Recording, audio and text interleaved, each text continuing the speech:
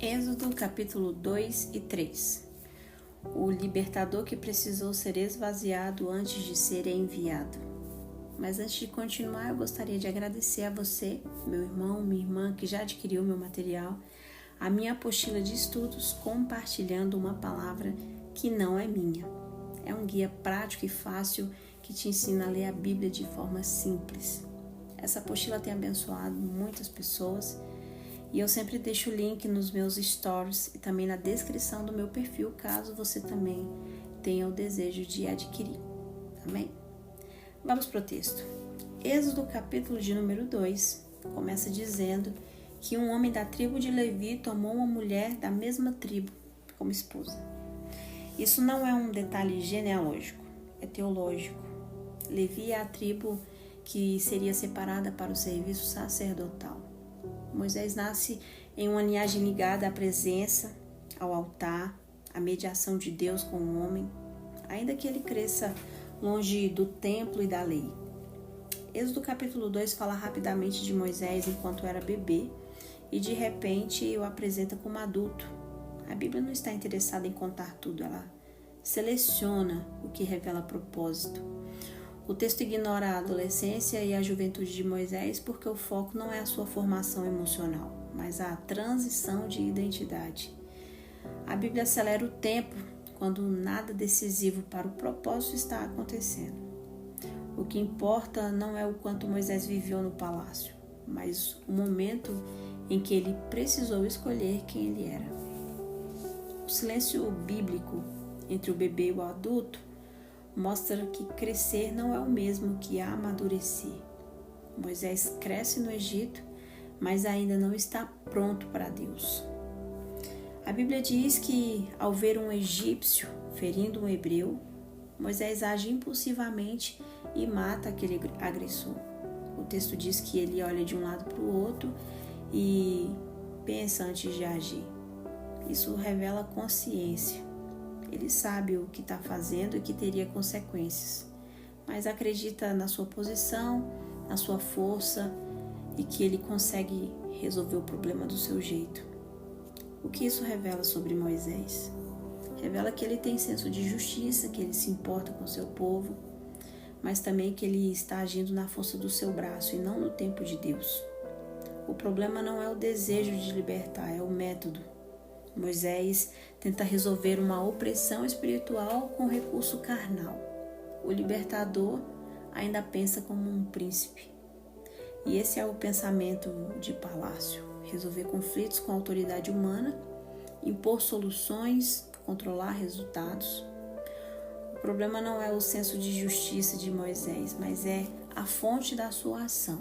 Ele ainda acredita que libertação se faz com posição e força, e não com dependência e obediência. Por isso ele age sozinho, escondido, olhando para os lados. O libertador existe, mas o método ainda não é o de Deus. Deus não envia pessoas que ainda confiam no poder da própria mão. Enquanto nós pensamos como príncipes, Deus irá nos conduzir ao deserto para nos ensinar a pensar como servos. E Deus envia Moisés ao deserto de Midian. Midian era uma terra intermediária, não era Egito e nem Canaã. Ali Moisés se casa, tem filho e é treinado por um homem que não é hebreu. Isso mostra que Deus não limita a sua sabedoria a um único povo. Antes da lei, Deus já ensinava liderança, descanso, delegação. Deus chama Moisés não no templo e nem no Egito, mas no deserto. E não em um fogo que consome, mas em uma sarça que queima sem se consumir. E isso já é a mensagem. A Bíblia apresenta o fogo como a presença santa de Deus. A sarça é algo comum, simples. O fato dela não se consumir nos diz que Deus sustenta aquilo que Ele chama. Deus se revela ali como o Eu Sou, mostrando que Ele não depende de contexto, de lugar ou fase da vida de Moisés. Moisés, agora ele não quer ser mais ninguém. E é exatamente aí que Deus o chama. Quando Deus se apresenta como Eu Sou, ele está dizendo: eu não dependo de nada para existir, para agir ou para cumprir o que eu prometo. Eu sou fala de essência. Moisés não precisava ser forte porque Deus já era. Não precisava ser capaz porque Deus já era suficiente. Moisés não precisava ter eloquência porque Deus já tinha a palavra.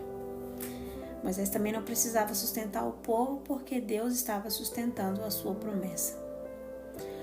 O chamado, ele não começa quando nos sentimos prontos, mas quando nós entendemos que o eu sou já é tudo o que falta. A única exigência de Deus a Moisés era a obediência. Deus disse: vem e eu te enviarei. E Deus ainda exige isso do seu povo. Deus quer nos livrar do eu posso e nos fazer descansar no eu sou. Deus quer nos libertar do eu tenho que ser para nos firmar no eu sou quem Ele diz que eu sou. Deus quer nos arrancar do se eu não fizer, ninguém faz, para nos conduzir ao sem mim, nada podeis fazer. O deserto não é o lugar onde Deus nos esvazia por crueldade, mas onde Ele nos livra do peso de tentar ser Deus no lugar dele, de ter o controle da autossuficiência, do domínio de território. Quando Moisés vê a sarça, Deus ordena que ele tire as sandálias dos pés. Na cultura hebraica, tirar as sandálias também simbolizava submissão e reverência. Era reconhecer que aquele território tinha dono. É como se Deus estivesse dizendo ao príncipe do Egito: esse chão não te pertence, quem governa aqui sou eu. Antes de Deus nos enviar, Ele nos ensina a nos submeter. O deserto não era santo, a sarça não era santa, o chão não era especial. A santidade não está no espaço, mas na presença de Deus ali. Quando Deus se manifesta, até o lugar comum se torna altar. Nada permanece comum quando Deus se manifesta. Pessoas comuns se tornam portadoras de propósitos. Vidas comuns se tornam instrumentos de redenção. E histórias comuns se tornam testemunhos que atravessam gerações. Nos próximos capítulos, esse Deus que se revelou no fogo se revelará em poder. O nome que foi declarado no deserto será confrontado diante de Faraó. O eu sou entrará em choque com os deuses do Egito. Cajados se tornarão sinais, o impossível se tornará confronto direto e aquele pastor inseguro enfrentará o maior império da época, não com espada, mas com palavra. Porque quando Deus chama, Ele sustenta. E quando Ele envia, Ele vai junto. Deus te abençoe.